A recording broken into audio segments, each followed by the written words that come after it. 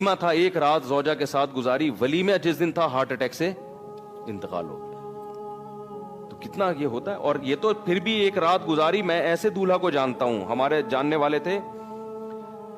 دولہا beauty parlour جا رہا تھا جس دن نکاح تھا نا اس کا، بارات بیٹھی ہوئی ہے شادی میں، اور وہ بیوٹی پارلر جا رہا ہے بائک پہ اپنے دوست کے ساتھ، کسی کراچی میں یہ پیٹرول پمپ کے قریب نا، یہ جو نازم آباد پیٹرول پمپ نہیں ہے یہاں، کیا ہوا ہے کہ ایک بائک سلپ ہوئی ہے، پیچھے مزدہ والا سر کو چل کے چلا گیا۔ کیا گزری ہوگی والدین پر، یار ہمارا بیٹا جس کی شادی ہو رہی ہے، دولہا بنا ہوا ہے، دلہن پہ کیا گزری ہوگی، وہ اس کی پچکا ہوا سر آ رہا ہے۔ تو یہ سب اللہ بچائے ہم سب کو عافیت میں رہا، اللہ سے عافیت مانگنی چاہیے۔ لیکن کئی واقعات ہیں حضرت کے، جب بھی تو نہیں کہہ سکتا، واقعات ہیں انوار الرشید میں جو ان کی کتاب ہے اس میں لکھے ہوئے ہیں کہ کلائیاں توڑی ہیں پھڈوں کے دوران، ٹھیک ہے نا، پہلوانوں کی کلائیاں توڑی ہیں، تھے دبلے پتلے تو، لیکن جب ان کی لڑائیاں ہوئی ہیں نا پھڈوں کے دوران،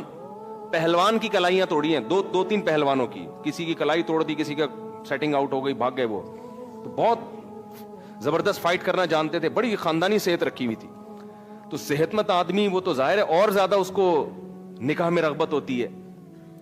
تو حضرت فرماتے ہیں میں نے اپنا محاسبہ کیا، وہ ہر وقت نا اپنے آپ کو چیک کرتے تھے یہ بڑے لوگ کہ ہم آخرت سے غافل تو نہیں ہو رہے کہیں،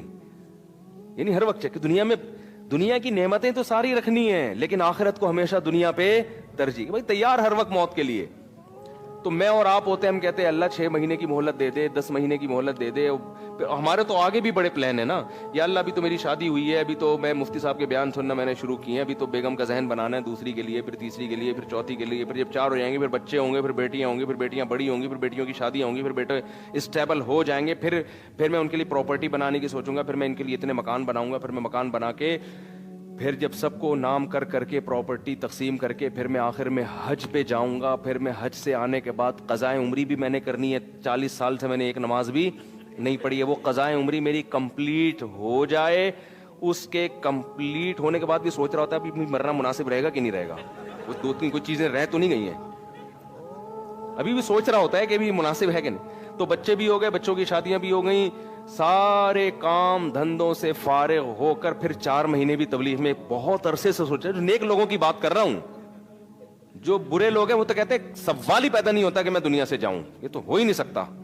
جو نیک ہے پرہیزگار ہیں ان کی بات، پھر آخر میں یار ہم 4 مہینے بھی تبلیغ میں ہم نے کب سے سوچا ہوا تھا، جب سب کاموں سے فارغ ہوں گے تو حج کیا، پھر 4 مہینے کے لیے تبلیغ میں جا کے فارغ ہو کر آئے، پھر اے اللہ پھر اگر فرشتہ آ جائے تو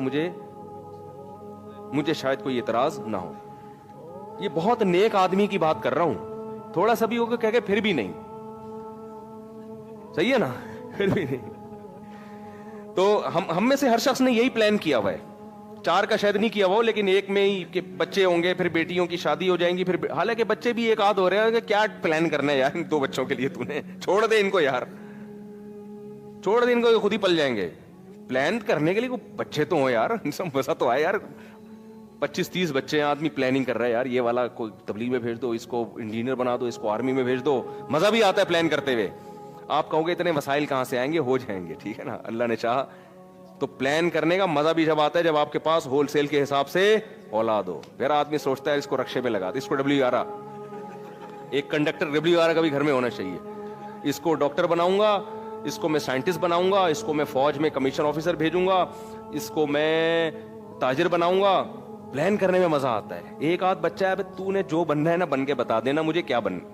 خود ہی اطلاع دے دینا، وہ پلان نہیں ہوتا۔